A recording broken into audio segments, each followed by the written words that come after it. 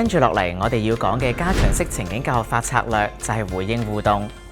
咁就係回應小朋友嘅溝通，促進佢哋嘅參與同埋語言發展。當小朋友做出手勢、發聲或者其他方式嚟嘗試溝通嘅時候，家長立即回應，以確定佢哋嘅溝通。咁樣可能包括一啲口頭嘅肯定，例如我知道你想要嗰個，又或者一啲非語言嘅暗示，例如目光接觸或者點頭。我哋都可以透過添加更多資訊或者模仿完整嘅句子嚟增強小朋友嘅溝通。例如小朋友指住一個玩具，你可以講：你想要紅色車？俾你。咁樣可以幫助擴大佢哋嘅詞彙量同埋對語言嘅理解。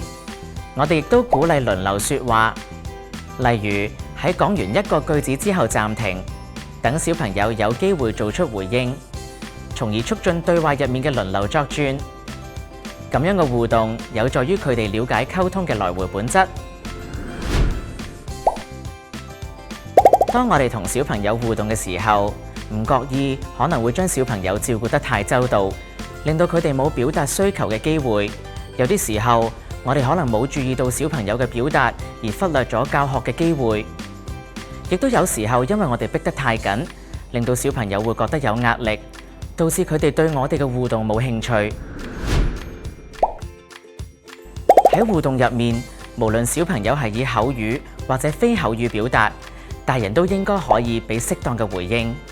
例如，俾小朋友想要嘅物品，俾啲讚賞佢哋，咁小朋友就學習到佢哋嘅行為會為佢哋帶嚟成果。咁呢一啲嘅因果關係，令到佢哋理解溝通大有好處。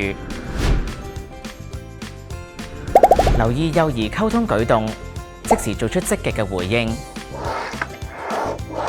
你睇下我嘅車幾快，boom！你睇下我架車都好快喎，boom！當小朋友嘗試咗幾次都冇辦法將玩具軌道接上，好氣餒咁樣將軌道抌埋一邊，大人可以回應：太難砌唔到啊，媽媽幫你砌。